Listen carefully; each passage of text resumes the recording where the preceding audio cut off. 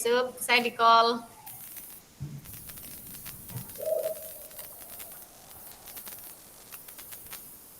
Oke, baik. Bismillahirrahmanirrahim. Assalamualaikum warahmatullahi wabarakatuh. Waalaikumsalam warahmatullahi wabarakatuh. Terima kasih Bapak Ibu semua. Hari ini kita kesempatan berjumpa kembali untuk presentasi pada kelompok 3 di mata kuliah Prof. Edi. Mudah-mudahan nanti bisa berjalan dengan lancar. Sebelumnya kita berdoa dulu nggih Bapak Ibu sebelum mulai agar diberi kemudahan kelancaran. Berdoa, dipersilakan.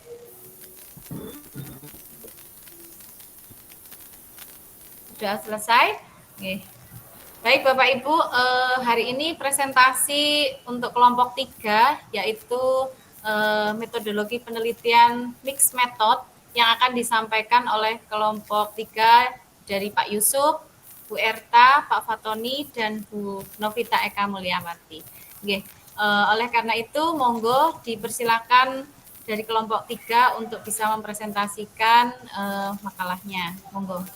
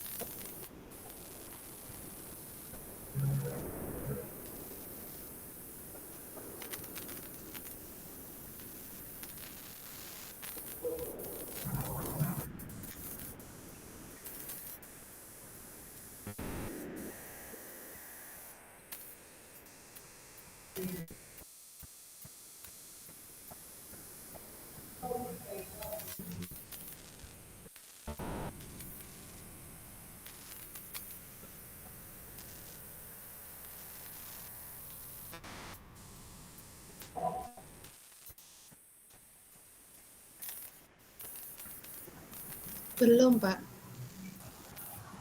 Masih di Word ininya, di menunya penelitian campuran mixed method.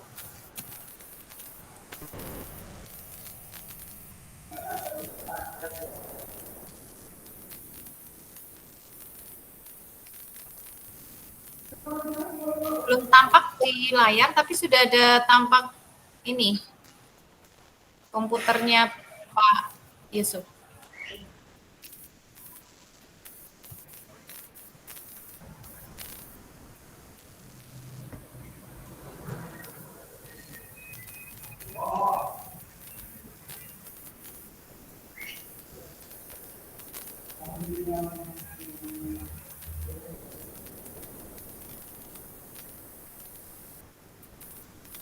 Belum, Pak. Atau coba saya bantu dari sini, Pak Yusuf?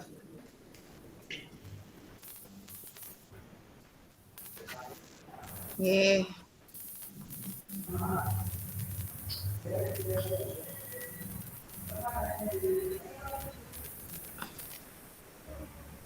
Nggih, siap. Sampun, sip, sampun, Pak.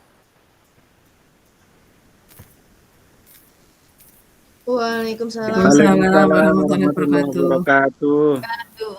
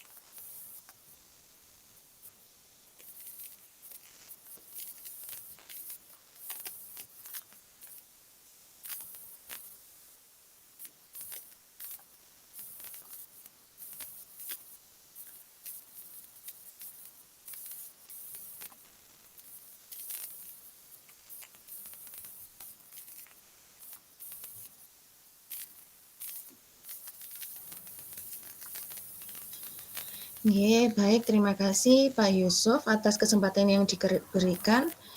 Bapak Ibu, ini adalah 3 desain dasar penelitian campuran menurut Creswell. Yang pertama ada convergent parallel design, yang kedua ada sequential explanatory design, dan yang ketiga adalah sequential exploratory design. Yang pertama yaitu convergent parallel design atau yang biasa disebut desain konvergen. Ini adalah pendekatan di mana data kuantitatif dan kualitatif itu dikumpulkan secara simultan, dianalisis secara terpisah, dan kemudian digabungkan untuk mendapatkan pemahaman yang lebih komprehensif tentang masalah penelitian. Pendekatan ini berguna ketika peneliti ingin mengeksplorasi fenomena secara lebih mendalam dengan memanfaatkan kekuatan kedua metode secara bersamaan. Jadi kalau yang konvergen ini terjadinya bersama-sama Bapak Ibu. Jadi antara penelitian kuantitatif dan kualitatif itu dilakukan secara bersamaan. Kemudian desain konvergen ini yang pertama itu pengumpulan data. Jadi mulai pengumpulan data ini peneliti mengumpulkan 2 jenis data Bapak Ibu, baik melalui survei ataupun yang lainnya, ini yang dari kuantitatif maupun melalui kegiatan wawancara yang berupa pengumpulan data untuk penelitian kualitatifnya atau observasi juga bisa. Kemudian analisis data kuantitatif. Data kuantitatif dianalisis menggunakan teknik statistik untuk mengidentifikasi pola dan hubungan. Kemudian analisis data kualitatif. Data kualitatif dianalisis untuk mengidentifikasi tema-tema atau faktor-faktor yang relevan dengan fenomena yang diteliti. Kemudian setelah analisis data kualitatif, kita integrasikan dan kita interpretasikan data tersebut. Setelah kedua jenis data dianalisis, hasilnya dibandingkan dan digabungkan untuk memberikan gambaran yang lebih lengkap dan komprehensif. Nah, ini kalau disajikan dalam bagan bentuknya seperti ini Bapak Ibu. Jadi di kiri kanan itu bisa bolak-balik ya Bapak Ibu, itu ada penelitian kualitatif, kuantitatif. Nah, di kualitatif dan kuantitatif ini sama, yaitu kita di sini mengumpulkan dan juga menganalisis data. Kalau sudah hasil pengumpulan data dan analisis data ini digabungkan atau di-merger gitu ya Bapak Ibu, kemudian baru kita interpretasikan data-data yang diperoleh dari penggabungan data tersebut. Kemudian yang kedua yaitu desain yang bernama sequential explanatory design atau desain explanatory sequential. Nah, desain ini adalah pendekatan di mana peneliti mengumpulkan data kuantitatif terlebih dahulu, menganalisisnya, dan kemudian melanjutkan dengan mengumpulkan data kualitatif untuk memperjelas atau menginterpretasikan hasil dari data kuantitatif. Desain ini cocok digunakan ketika peneliti ingin menjelaskan atau memperdalam pemahaman tentang temuan yang diperoleh dari pengukuran statistik atau analisis numerik. Jadi bedanya dengan yang desain konvergen tadi, kalau ini yang duluan adalah kuantitatifnya dulu Bapak Ibu, baru setelah kuantitatif dilanjutkan dengan kualitatifnya. Nah, langkahnya bagaimana? Yang pertama pengumpulan data kuantitatif. Jadi tahap pertama melibatkan pengumpulan data kuantitatif melalui survei, eksperimen atau instrumen lainnya. Kemudian setelah mengumpulkan data kuantitatif, analisis data kuantitatifnya menggunakan metode statistik untuk mengidentifikasi pola, hubungan, ataupun perbedaan. Langkah selanjutnya yaitu pengumpulan data kualitatif. Setelah analisis kuantitatif, peneliti mengumpulkan data kualitatif untuk mendapatkan pemahaman lebih lanjut mengenai temuan-temuan yang muncul. Setelah pengumpulan data kualitatif, dilanjutkan ngapunten nih Bapak Ibu, karena hamilnya sudah tua, sudah ngengeh nih gambekannya. Yang keempat yaitu integrasi dan interpretasi. Nah, di sini peneliti mengintegrasikan dan menafsirkan temuan dari kedua jenis data untuk memberikan penjelasan yang lebih komprehensif. Nah, nanti bagiannya berbeda Bapak Ibu, ada fase 1, fase 2. Kalau yang tadi itu kiri kanan itu kuantitatif kualitatif itu datanya mengambilnya itu secara bersama-sama. Kalau yang ini kita mengambil dan menganalisis data kuantitatif terlebih dahulu, kemudian dilanjutkan dengan pengambilan ataupun pengumpulan data dan analisis data secara kualitatif, baru yang terakhir penarikan kesimpulan. Yang ketiga yaitu sequential exploratory design atau desain exploratory sequential. Nah, desain ini dimulai dengan mengumpulkan data kualitatif terlebih dahulu. Tahap pertama berfokus pada eksplorasi mendalam terhadap fenomena yang belum banyak diketahui atau ketika variabel utama masih belum jelas.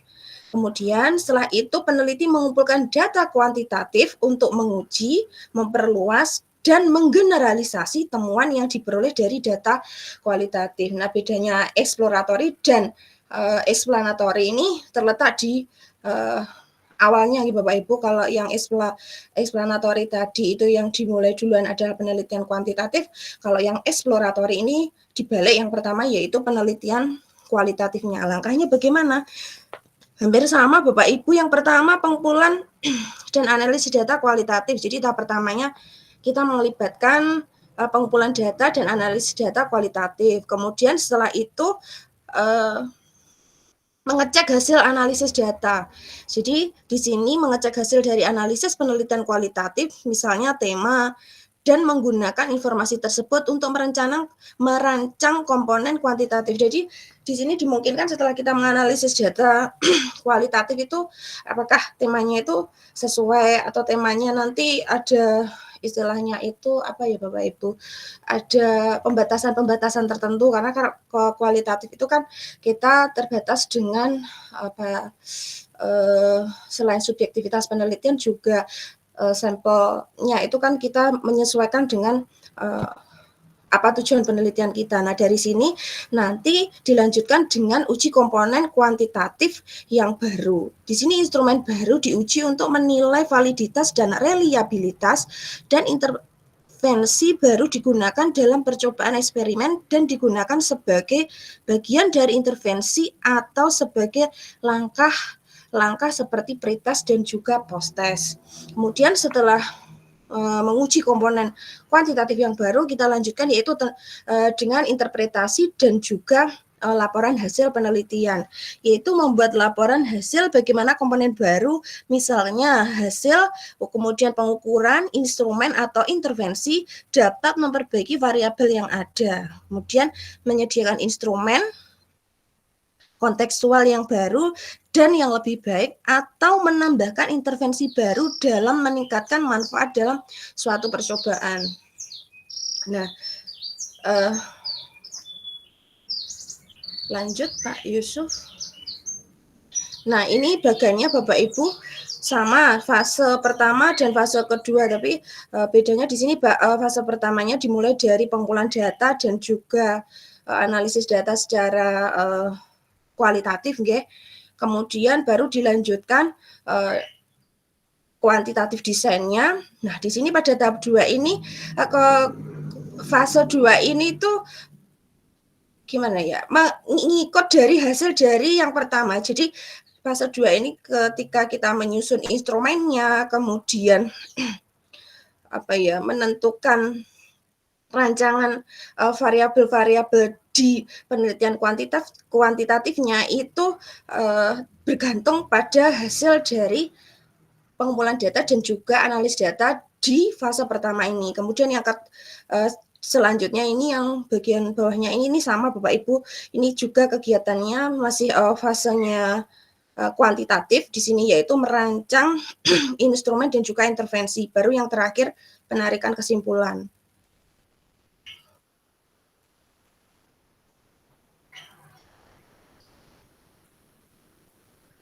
Nah, Bapak Ibu, sebenarnya di dalam bukunya Creswell itu ada 3 desain dasar dan juga ada 3 desain lanjut. Tetapi setelah kita membaca salah satu referensi, ini ada yang namanya embedded design atau desain komponen tambahan. Nah, di sini Pak, di saya tidak begitu jelas. Atau memang kepotong ya? Oh, ya. Sudah. Nah, di sini yang namanya embedded design ini seperti yang sudah dijelaskan oleh Pak Yusuf tadi, bahwasanya ada penelitian campuran yang melibatkan pengumpulan data kuantitatif dan kualitatif dalam satu studi dengan salah satu pendekatannya menjadi komponen utama dan pendekatan lainnya digunakan sebagai komponen tambahan untuk memberikan konteks yang sama. Jadi di sini tuh bedanya kalau embedded design itu salah satu baik penelitiannya itu kuantitatif maupun kualitatif itu yang menjadi utama. Jadi ada utama kuantitatif dan juga ada utama kualitatif. Nah ya, kalau utama kuantitatif berarti nanti tambahannya itu yang kuantitatif, kalau yang fokus utamanya itu kualitatif, berarti tambahan utamanya yang kuantitatif. Nah, itu langkahnya seperti apa? Yang pertama menentukan fokus utama, yaitu menentukan jenis data yang akan menjadi fokus utama dalam penelitian, baik kuantitatif maupun kualitatif. Kemudian langkah selanjutnya yaitu pengumpulan data utama. Jadi mengumpulkan data utama menggunakan pendekatan yang telah dipilih dari fokus utama ini tadi. Apakah dia memilih fokus utamanya kuantitatif ataupun kualitatif. Kemudian mengumpulkan data tambahan. Mengumpulkan data tambahan untuk melengkapi temuan yang ada dari data utama. Kemudian langkah selanjutnya yaitu analisis dan integrasi. Menganalisis data secara terpisah, kemudian menggabungkan untuk memberikan pemahaman yang lebih komprehensif.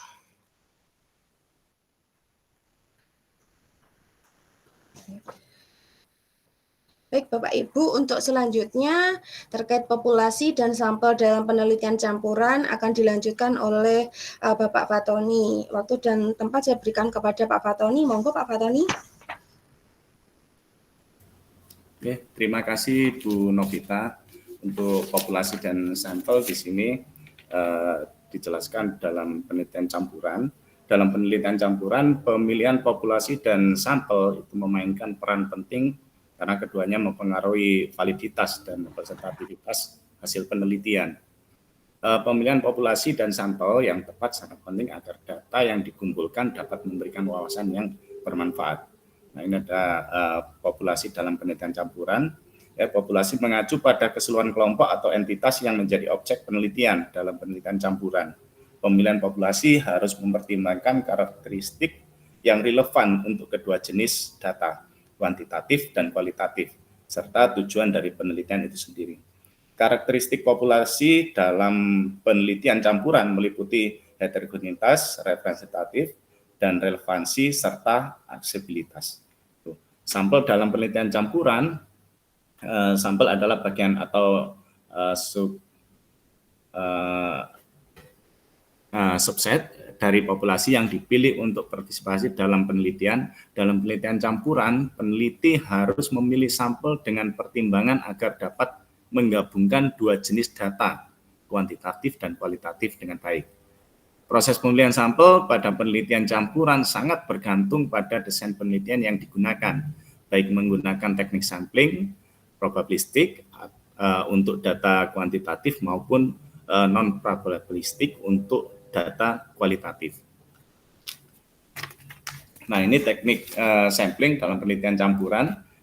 Teknik sampling ini dalam penelitian campuran ini teknik sampling yang digunakan berbeda untuk pendetekan kuantitatif dan kualitatif. Ya, pemilihan teknik sampling yang tepat sangat penting untuk memastikan validitas dan reliabilitas hasil penelitian.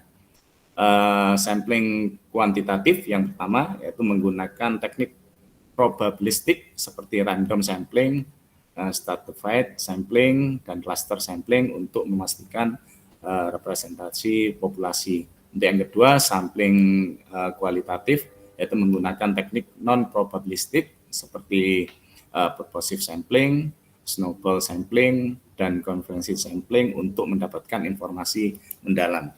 Yang ketiga, nested sampling yaitu menggunakan sampel kuantitatif yang besar pada tahap pertama, kemudian memilih sampel kuantitatif yang lebih kecil dari kelompok yang sudah ada.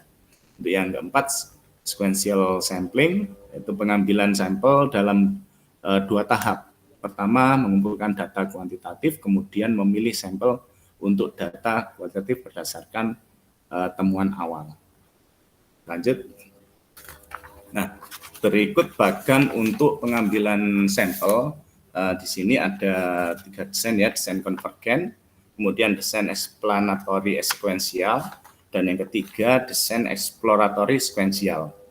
Untuk yang pertama di desain konvergen, nah ini data kuantitatif atau random sampling dan data kualitatif untuk purposing sampling itu secara bersamaan. Jadi dengan catatan ini data sama, jumlah sampel sama itu boleh, atau data sama, jumlah sampel tidak sama itu diperbolehkan. Kemudian nanti secara bersamaan itu diintegrasikan menjadi satu data. Jadi ini model penggabungan desain konvergen. Untuk yang kedua yaitu dalam pengambilan sampel ini di desain explanatory sekuensial. Yes.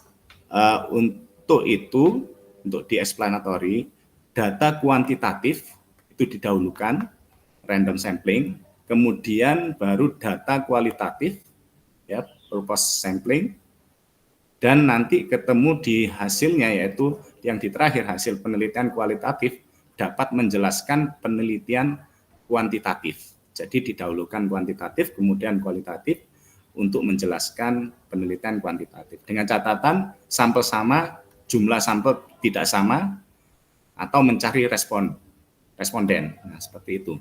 Itu untuk di desain explanatory. Nah, untuk yang ketiga di desain exploratory sekuensial. Nah, ini didahulukan untuk data kualitatif, ya, purpose sampling. Kemudian di sini komponen kuantitatif untuk yang kedua, ya, dengan instrumen atau intervensi atau tipologi. Kemudian lanjut data kuantitatifnya, ya, dengan random sampling. Nah, kemudian baru hasil penelitian kuantitatif dapat menggenerasi sampel, memberikan validitas dan realitas pada instrumen atau tipologi baru. Dengan catatan sampel berbeda atau jumlah sampel tidak sama, itu diperbolehkan. Lanjut. Nah, untuk teknik pengumpulan data, ini ada di penelitian kuantitatif, kualitatif, dan nanti di campuran juga. Untuk yang di teknik pengumpulan data di penelitian kuantitatif, data kuantitatif mengacu pada data yang dapat diukur dan dihitung dalam bentuk angka. Teknik pengumpulan data kuantitatif bertujuan untuk mengumpulkan informasi yang dapat dianalisis secara statistik untuk melihat hubungan atau perbedaan antar variabel dengan cara survei, kuesioner, ataupun statistik. Nah, lanjut. Lanjut untuk kualitatif. Oke. Nah, ini untuk teknik pengumpulan data di penelitian kualitatif. Data kualitatif berfokus pada pengumpulan informasi yang memberikan wawasan mendalam tentang fenomena, pengalaman, atau pandangan individu. Teknik pengumpulan data kualitatif juga mengarah pada eksplorasi dan pemahaman konstekstual, serta hubungan antara faktor-faktor yang mungkin tidak terlihat dalam analisis kuantitatif.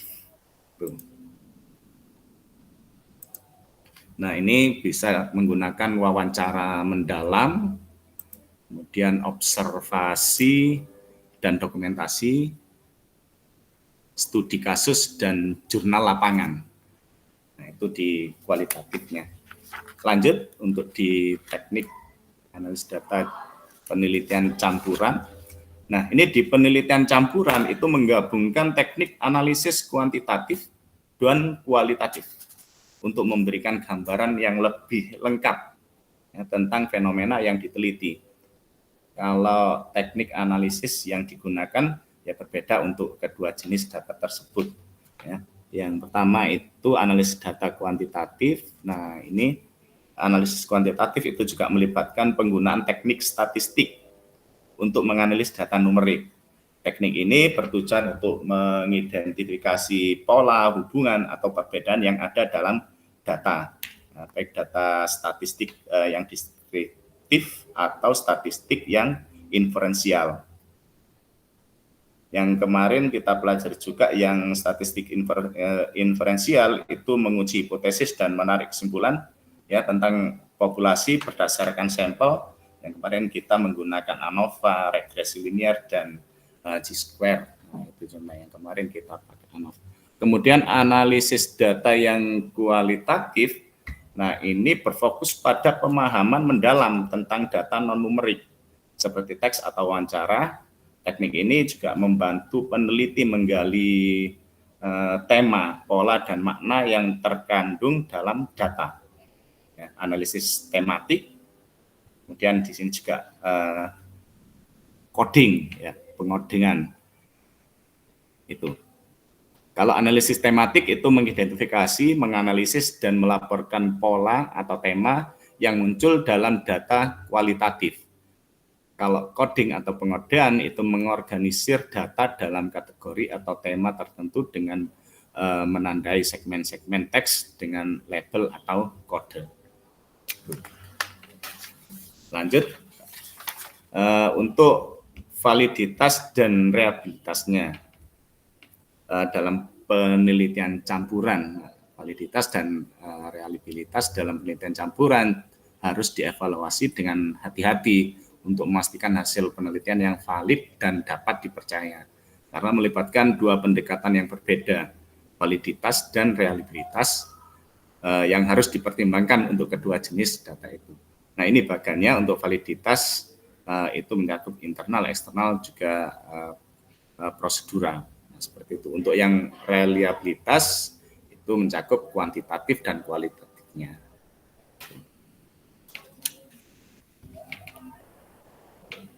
Kemudian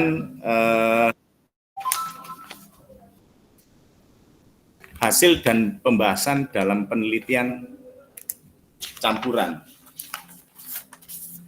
Untuk hasil dan pembahasannya, pada bagian hasil dan pembahasan dalam penelitian campuran, peneliti menyajikan dan menganalisis temuan dari kedua pendekatan, kuantitatif dan kualitatif. Selain itu, integrasi hasil dari kedua jenis data ini penting untuk memberikan pemahaman yang lebih komprehensif mengenai fenomena yang diteliti. Kalau berikut adalah penjelasan tentang bagaimana menyajikan dan membahas data kuantitatif dan kualitatif. Dan nanti ada yang pertama menyajikan data secara kuantitatif, kemudian menyajikan data kualitatif, integrasi temuan, dan interpretasi hasil dari diskusi yang selanjutnya dibawakan oleh Bu Erta. Silakan Bu Erta.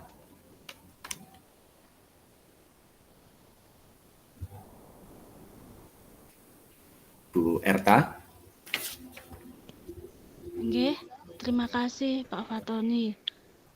Yang berikutnya yang akan saya jelaskan yang berikutnya yaitu tentang kesimpulan dan saran dalam penelitian campuran. Dalam penelitian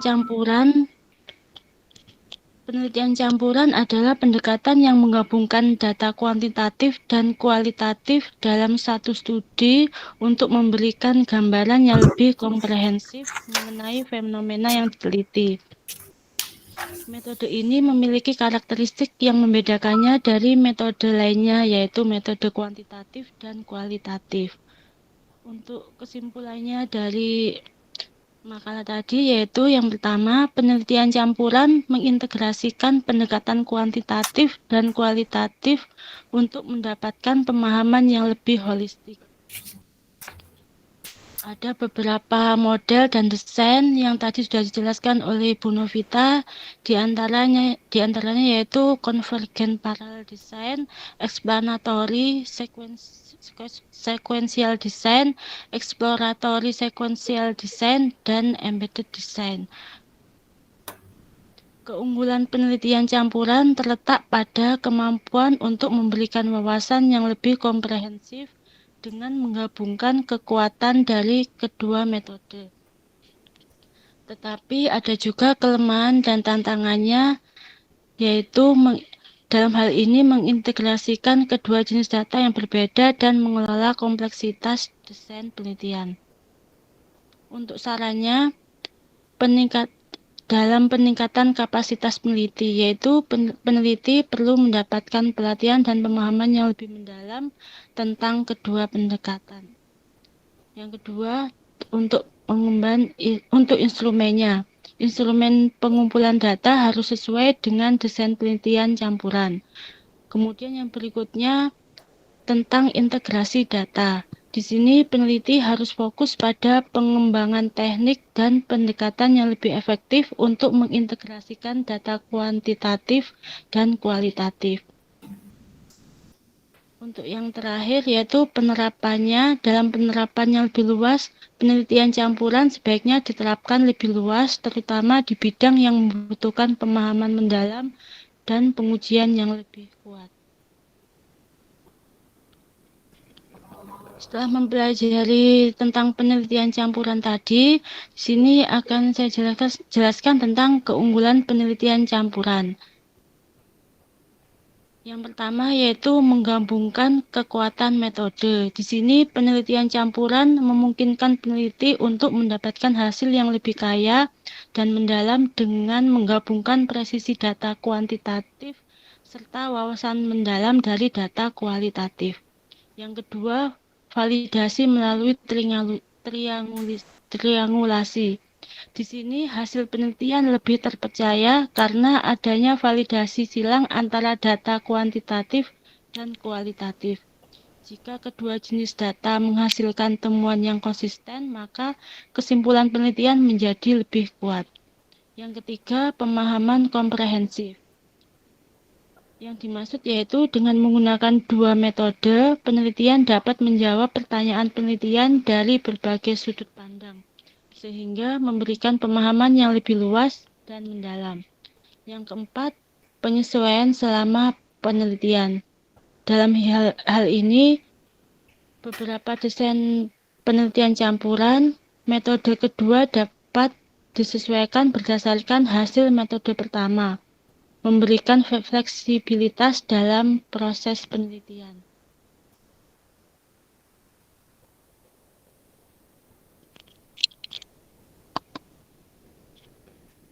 Selain keunggulan, di sini juga terdapat kelemahan pada penelitian campuran, yaitu yang pertama, waktu dan sumber daya.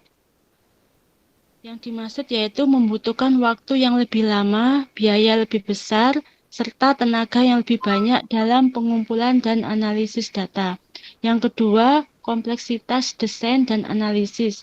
Di sini memerlukan perencanaan yang matang agar integrasi antara data kuantitatif dan kualitatif dapat berjalan efektif. Yang ketiga, kebutuhan keahlian ganda. Yang dimaksud yaitu peneliti harus memiliki pemahaman yang baik tentang metode kuantitatif dan juga kualitatif sekaligus. Yang keempat, potensi inkonsistensi data. Terkadang hasil dari kedua metode bisa menunjukkan temuan yang bertentangan.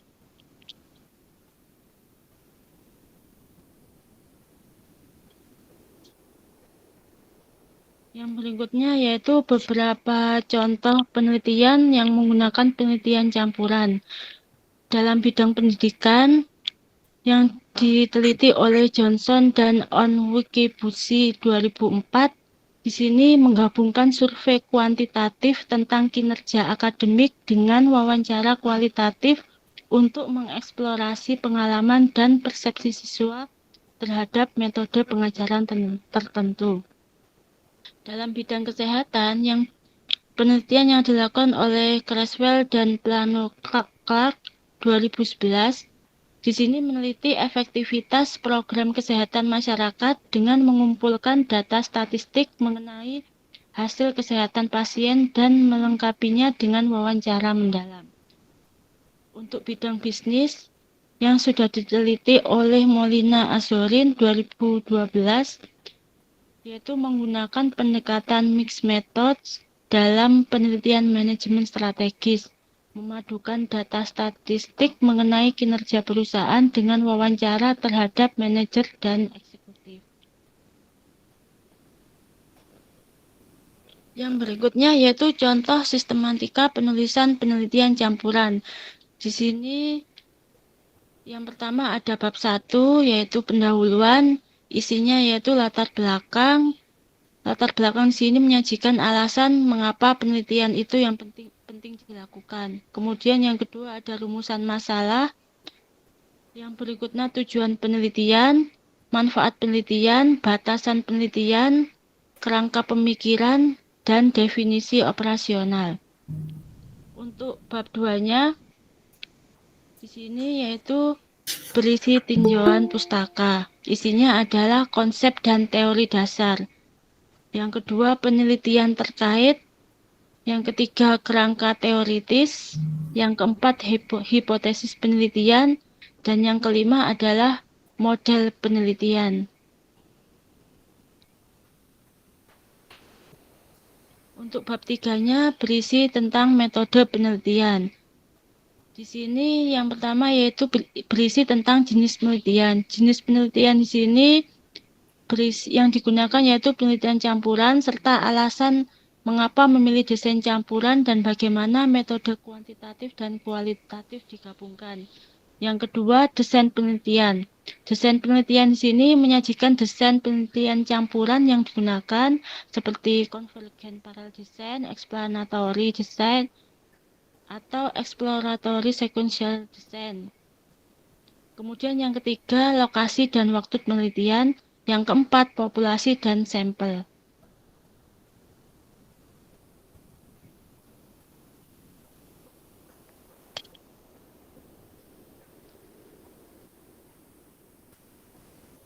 Kemudian yang berikutnya yaitu teknik pengumpulan data.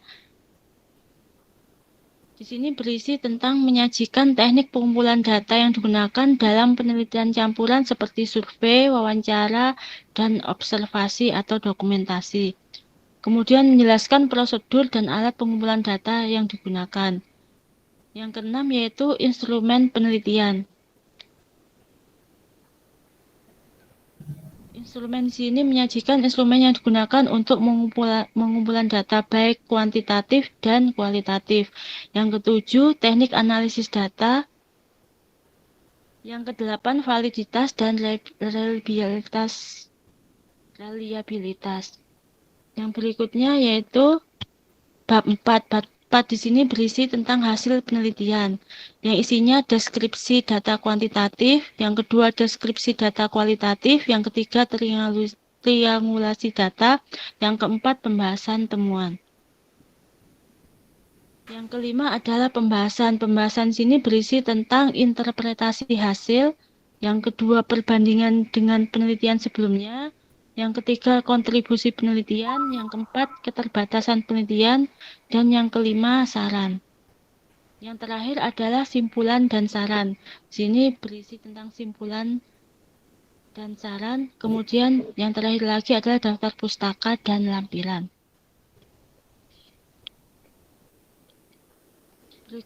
Berikut penjelasan dari kelompok kami. Selanjutnya saya serahkan ke moderator.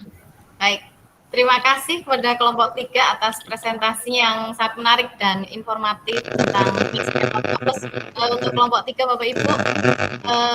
Baik Bapak Ibu, ini nanti kita akan buka menjadi 2 termin untuk pertanyaan. Sebelum pertanyaan, saya beri sedikit pantun. Pergi ke ladang menanam padi, jangan lupa menyiram padi. Meneliti Cakep. valid dan berarti. Cakep. Baik Bapak Ibu, sekali. kita mulai pada termin yang pertama untuk 3 penanya. Silahkan tadi yang pertama Bu Ari ya, Bu Ari silakan. Terima kasih Bu Evi. Mohon izin teman-teman, saya applause dulu untuk kelompok 3, luar biasa, sangat detail, sangat luar biasa Pak Yusuf, Pak Fatoni, Bu Erta, dan Bu Novita. Ini method ini sangat luar biasa menurut saya karena ini adalah penggabungan dari kuantitatif dan kualitatif. Langsung saja yang pengen saya tanyakan, saya hanya pengen pendapat dari kelompok 3 untuk method ini kapan ya kira disarankan bisa dipakai untuk bagi peneliti gitu. Maksudnya dalam kondisi seperti apa? Jadi kapan pasnya itu peneliti itu bisa menggunakan metode ini ngaten nggih. Itu saja mungkin pertanyaan saya. Terima kasih. Oke, terima kasih Bu Ari. Selanjutnya untuk penanya yang kedua Bu Siti Nuraini dan yang ketiga nanti Pak Muhadi. Monggo silakan Bu Siti. Oke, terima kasih Bu atas waktunya. Saya ingin bertanya kepada kelompok 3 terkait dengan mungkin hampir sama dengan yang saya tanyakan dengan Bu Ari, karena ini adalah penggabungan antara kuantitatif dan kualitatif. Kalau kita lihat secara paparan tadi, ini akan lebih istilahnya lebih komplit. Jadi kalau di doktoral ini kan memang sesuatu yang temuan baru gitu, nggih. Jadi mungkin sudah sama dengan pertanyaannya Bu Ari, kapan kita menggunakan ini.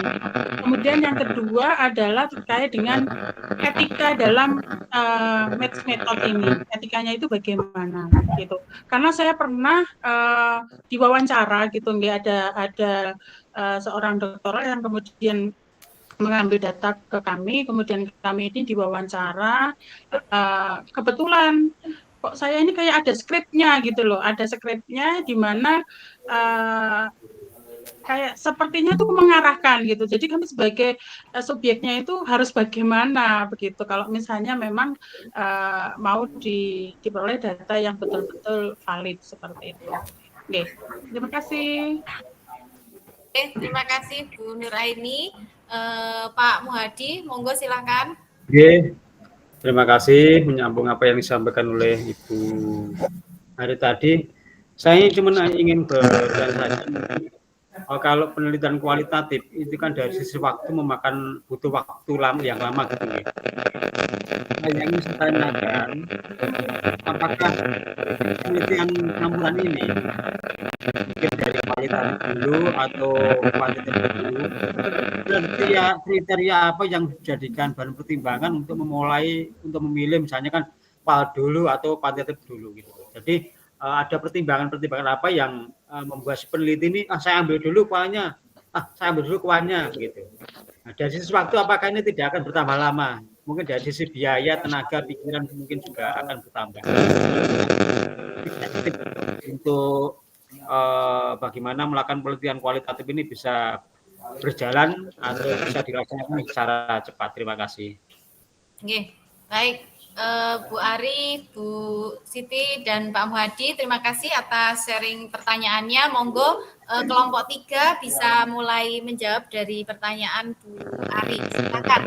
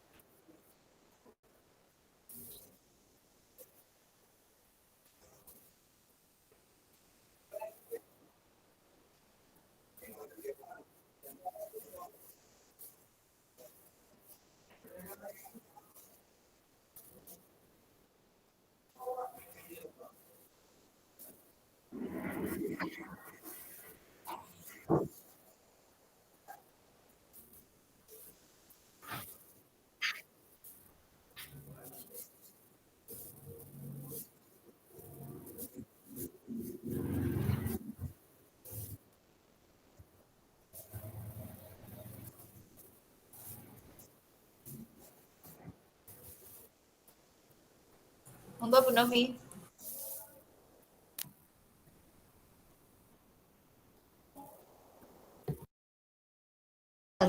Ya, baik. Mute, masih di mute Bu Novi. Baik, jadi pertanyaan kedua dari Bu Sinten tadi Dari Bu Siti. Dari Bu Siti nggih, etika. Apa tadi Bu pertanyaannya? Tentang etika. Oh, tentang etika nggih. Etika dalam penelitian memang gitu nggih Bu Siti, kadang pengalaman kita itu tiba-tiba disodori oleh apa ya istilahnya itu kayak angket harus diisi seperti ini Bu Presiden. Nah, itu sebetulnya kalau dalam etika penelitian itu kan memang tidak dibenarkan gitu. Jadi yang pertama itu aspek etika yang perlu diperhatikan itu yang pertama itu ada persetujuan informasi. Jadi di sini pentingnya persetujuan dalam penelitian campuran itu sangat penting ya Bapak Ibu, baik dalam aspek kualitatif maupun kuantitatifnya. Jadi peneliti harus memastikan bagaimana partisipan diberi penjelasan yang jelas dan menyeluruh mengenai tujuan penelitian, kemudian prosedurnya, kemudian potensi resiko, manfaat, serta kemungkinan ada apa ya istilahnya hak-hak mereka nggih selama penelitian. Kemudian selain itu ada privasi dan juga kerahasiaan Bapak Ibu. Jadi ketika kita itu mencari responden ngoten nggih atau mewawancarai atau melakukan pengambilan data itu ada yang namanya privasi dan kerahasiaan di mana dalam penelitian kualitatif dan kuantitatif ini harus benar-benar dijaga kerahasiaannya. Bahkan apa ya penulisan terkait dengan subjek penelitian itu saja kan kalau di penelitian kualitatif itu ketika kita mewawancarai narasumber ataupun mewawancarai subjek penelitian itu kan tidak boleh menyebutkan nama gitu ya Bapak Ibu. Jadi ada pengkodean tertentu. Kemudian selain itu peneliti juga harus apa ya istilahnya itu menyampaikan kepada pihak yang akan diajak kerjasama itu misalkan respondennya bahwasanya penelitian yang dilakukan atau penelitian campuran yang dilakukan ini itu peneliti memastikan bahwa Bapak Ibu itu yang diajak untuk bekerja sama itu tidak akan apa ya istilahnya itu mendapatkan kerugian ataupun bahaya bagi partisipannya, bagi partisipannya. Kemudian kalau yang tadi dijelaskan pengalamannya Bu Siti ada apa ya kayak seperti seakan-akan maksa gitu nggih Bu. Kita harus ditodong, harus mengisi ini. Nah, itu sebenarnya ada dalam etika penelitian campuran ini yang namanya transparansi dalam pengumpulan dan analisis data. Jadi di sini itu peneliti mengungkapkan tujuan dan metodenya. Kemudian peneliti juga menyampaikan pada partisipannya terkait dengan kejujuran dalam pengolahan data. Kemudian selain itu, peneliti juga harus memperhatikan pengelolaan datanya tersebut itu juga apa ya istilahnya itu ada rasa hormat atau menghormati dari partisipan yang diajak bekerja sama. Mungkin itu Bu Siti dan teman-teman yang bisa jelaskan. Baik, selanjutnya pertanyaan yang ketiga yaitu tentang kriteria apa atau pertimbangan-pertimbangan apa, silakan. Terima kasih. Oleh kelompok 3. Terima kasih. Ini pertanyaan yang ketiga, pertanyaannya Pak Muhadi. Pertanyaan Pak Muhadi, tadi kapan kita menggunakan kuantitatif, kapan kita menggunakan kualitatif, dan kapan kita menggunakan teknik yang campuran. Ini menurut kita, menurut saya, pemilihan untuk metode penelitian kuantitatif, kualitatif, atau campuran itu tergantung pada tujuan penelitian atau jenis data yang dibutuhkan atau serta bagaimana data tersebut akan dianalisis. Nah, seperti itu. Misal untuk di kuantitatif, ya, di kuantitatif kita berhubungannya itu secara numerik, yaitu mengukur sesuatu itu secara objektif dengan angka, nah, seperti itu. Atau menguji hipotesis atau hubungan antar variabel. Kemudian lagi misalnya di hasil penelitian itu juga perlu digeneralisasi ke populasi yang lebih luas. Nah, itu berarti kita mengarahnya ke kuantitatif. Seperti itu. Kemudian yang kalau misalnya kualitatif, ketika dalam penelitian itu ada kita ingin memahami fenomena yang secara mendalam atau mengeksplor, itu kita menggunakan metode kualitatif. Contoh lagi itu pada apa ya istilahnya kita fokus misalnya dalam suatu pengalaman, persepsi atau makna yang diberikan individu. Nah seperti itu. Apalagi ya sekitar yang memerlukan suatu narasi atau deskripsi secara rinci. Nah itu di kualitatif. Kemudian di apa ya konteks lagi di sosial budaya yang memang mengaruhi atau memerlukan suatu hasil penelitian secara mendalam. Mungkin lagi kalau contoh dalam penelitian itu mungkin kalau di wawancara mendalam misalnya tentang pengalaman suatu pekerjaan atau kalau dalam apa ya, misalnya dalam analisis isi media sosial kalau menurut itu ya untuk memahami tren komunikasi digital. Nah itu kita memerlukan suatu istilahnya pemahaman atau di situ istilahnya kuesioner. Nah seperti itu. Nah, sehingga ini mengarah pada metode kualitatif. Nah sedangkan kapan kita menggunakan metode campuran? Nah ini kita biasanya dalam kombinasi, misalnya dalam suatu penelitian itu memang memerlukan kombinasi data numerik, kemudian perlukan juga data deskripsi. Nah ini berarti diperlukan untuk pemahaman yang lebih menyeluruh. Jadi ada data numerik, kemudian kita perkuat dengan deskripsi sehingga lebih apa istilahnya lebih mantap. Nah itu kita butuhkan metode campuran. Kemudian lagi misalnya data kuantitatif itu butuh penjelasan. Misalnya kita sudah mendapatkan suatu data yang kuantitatif dalam bentuk numerik. Nah kita masih menginginkan suatu penjelasan.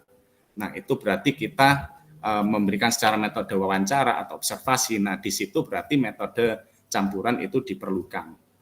Kemudian apalagi misalnya kita butuh data yang kompleks, ya lebih besar dari istilahnya satu pendekatan, bukan hanya data itu kita observasi dengan angka, ya kita juga butuh pendekatan misalnya dalam suatu kasus kita butuhkan berapa yang merasa misalnya seperti berapa konsumen yang merasa puas dengan pelayanan. Nah, kita lakukan secara angka, sampling kemudian kita dapatkan, tapi kita juga butuh pendalaman di situ. Belum tentu semuanya itu puas dengan catatan. Nah, berarti di situ masih kita perlu suatu wawancara mendalam. Nah, di sini berarti kita membutuhkan metode campuran. Jadi metode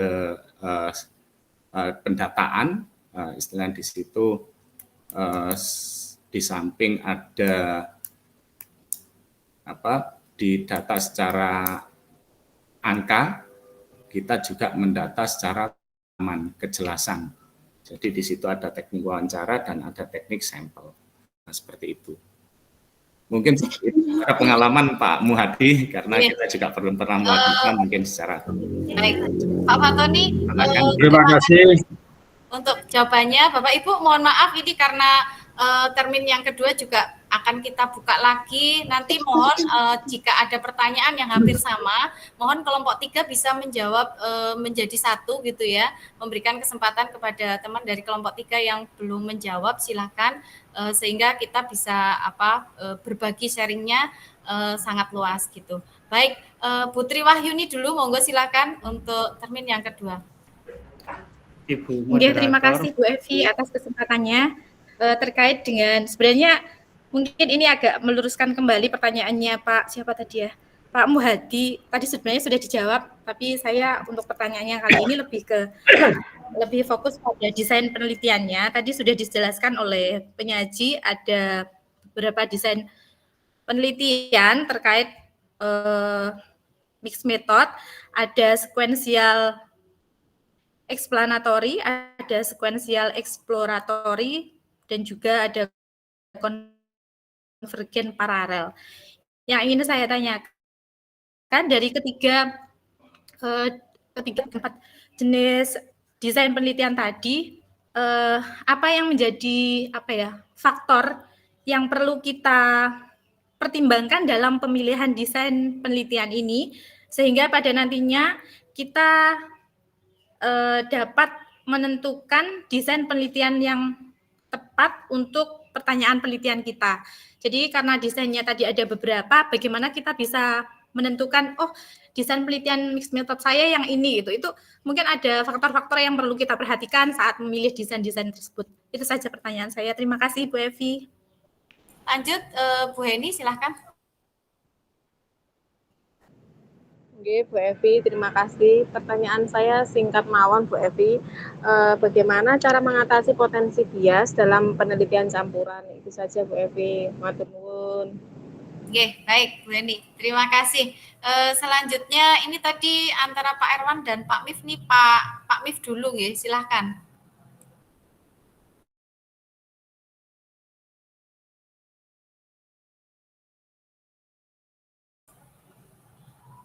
Mungkin kalau Pak Mif belum siap, Pak Erwan dulu, monggo. Oke, terima kasih.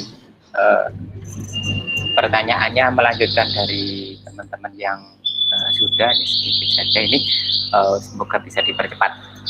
Ini pertanyaan tentang mixed method karena ada kualitatif dan kuantitatif. Nah, ini nanti dalam pembahasannya ini harusnya seperti apa? Harus sama kategorinya ini. Pembahasan kualitas ataupun dari kualitatif dan kuantitatif sama atau ada tujuan pembahasan lain mana yang harus ditekankan atau gimana? Baca matur nuwun, terima kasih.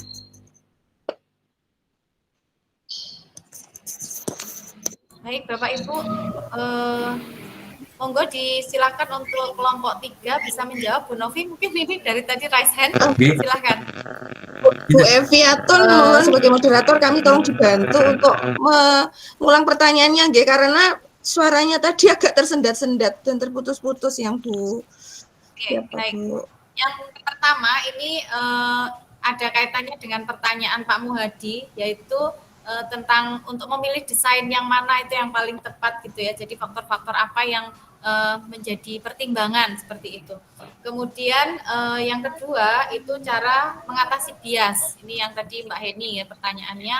Kemudian yang ketiga itu dari Pak Erwan itu pembahasannya itu apakah harus sama atau mungkin ada pembanding.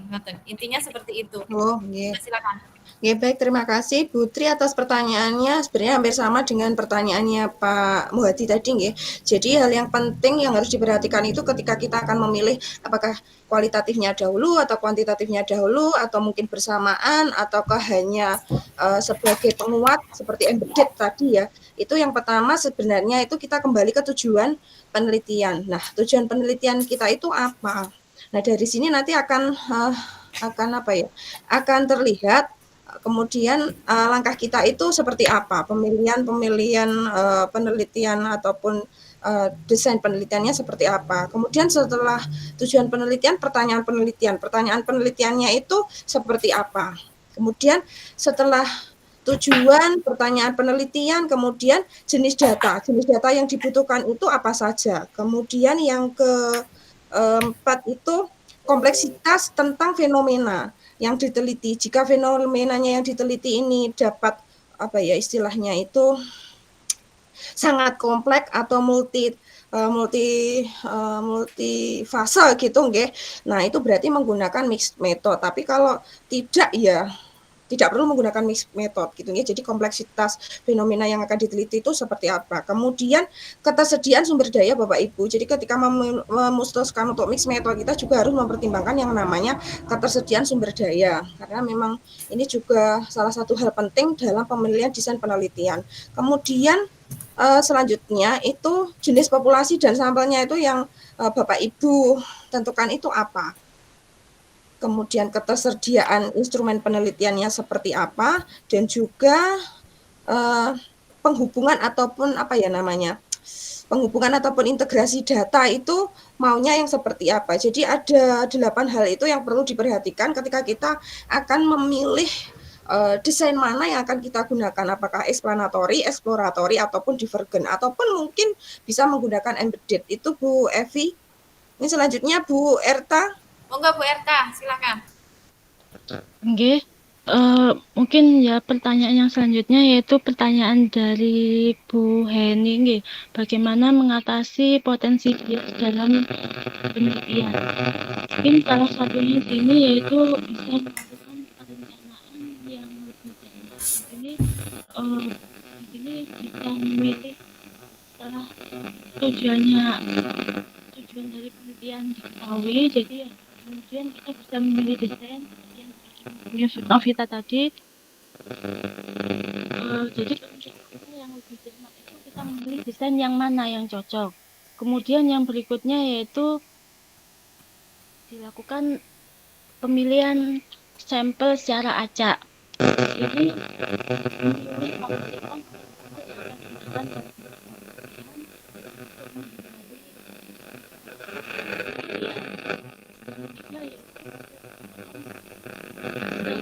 Suaranya Bu Erta. Bisa menggunakan teknik sampling yang tepat. Di sini teknik sampling tadi ada random sampling dan juga ada purposive sampling. Untuk random sampling itu yang bisa dilakukan yaitu memastikan bahwa setiap individu dalam populasi memiliki kesempatan yang sama untuk memilih. Sedangkan untuk purposive sampling di sini yang kriteria pemilihan partisipan bisa dijelaskan dengan diterapkan secara konsisten untuk menghindari dalam memilih partisipan yang hanya memiliki karakteristik tertentu. Kemudian yang berikutnya yaitu instrumen dalam pengumpulan data. Di sini instrumennya itu harus sesuai dengan tujuan penelitian. Dan yang kelima yaitu yang berikutnya bisa menggunakan pelatihan untuk pengumpulan data. Jadi dalam pengumpulan data kita bisa mencari info bisa dari internet atau dari pelatihan-pelatihan yang lainnya. Mungkin itu jawaban dari saya untuk pertanyaan Bu Heni tadi. Terima kasih Bu Erta. Selanjutnya pertanyaan yang ketiga dari Pak Erwan. Monggo.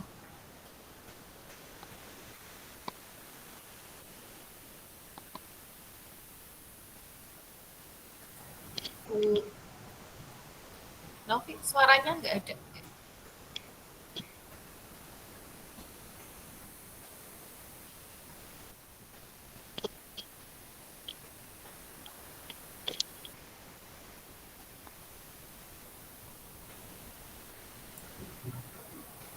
Pak Yusuf, monggo, silakan. Dari pertanyaannya Pak Erwan, apakah pembahasannya harus sama atau harus ada pembanding? Pak Yusuf dulu atau Bu Novi atau Pak Fatma?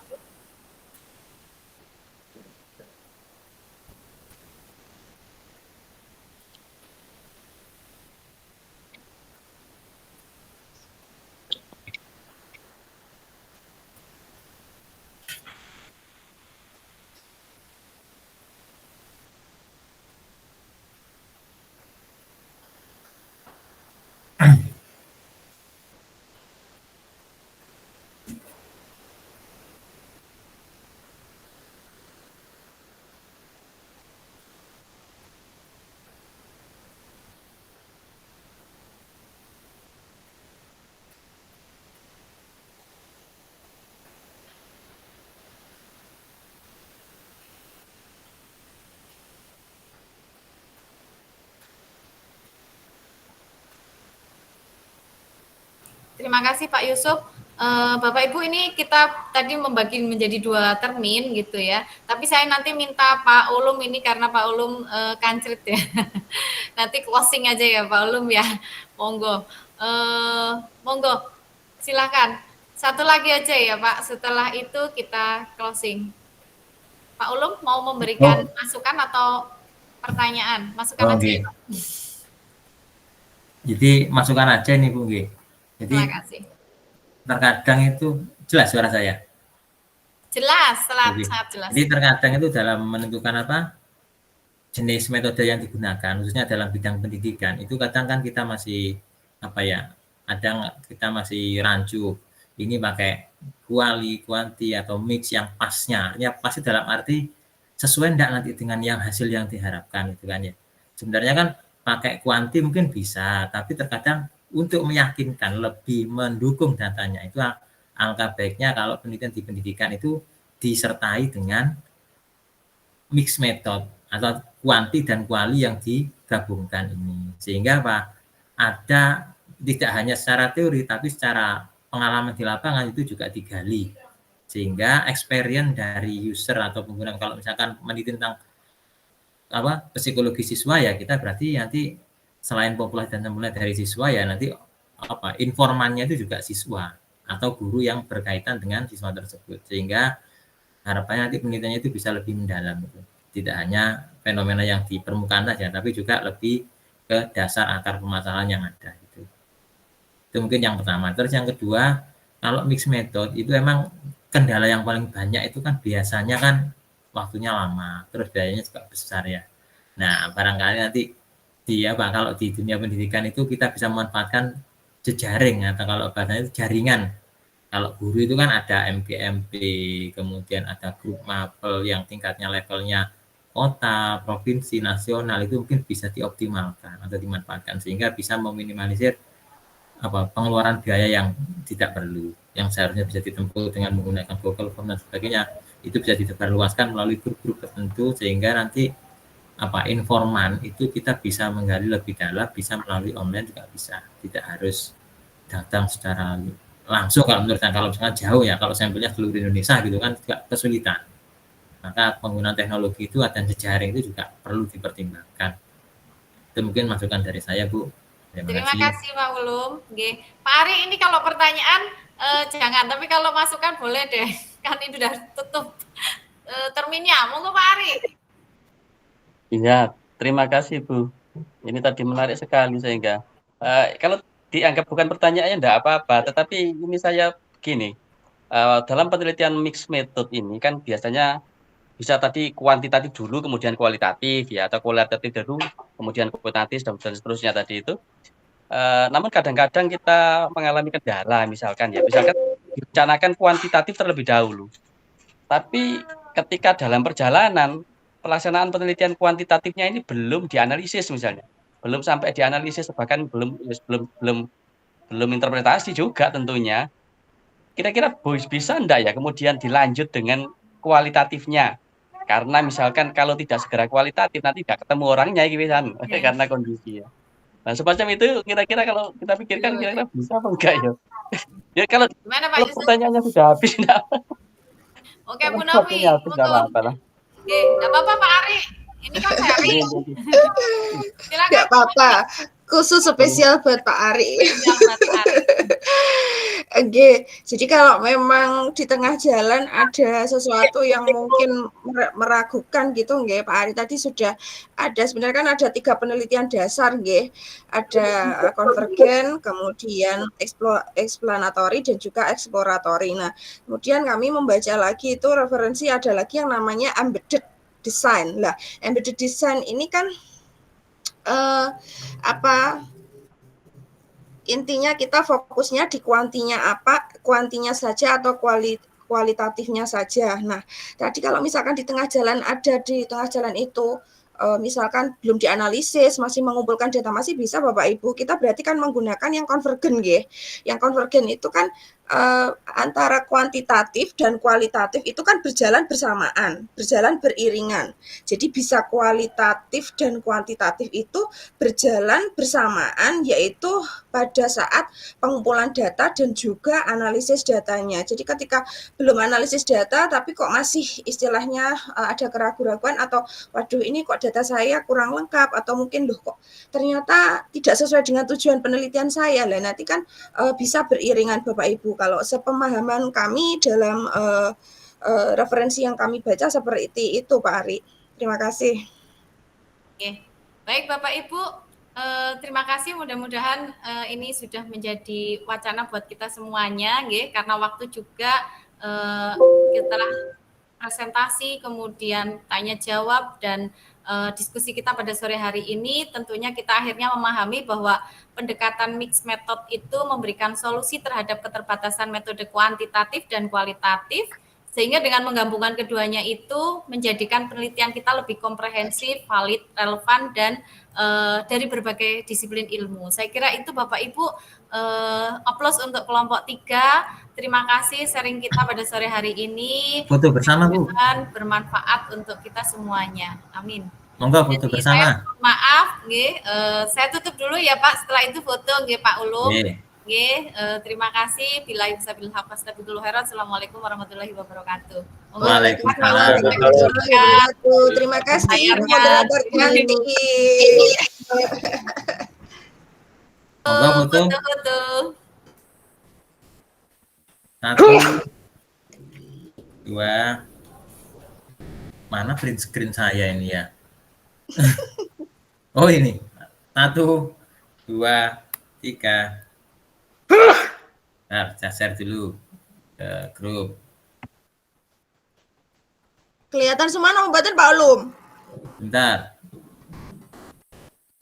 ya. Lagi. Ayo, 1, 2, 3.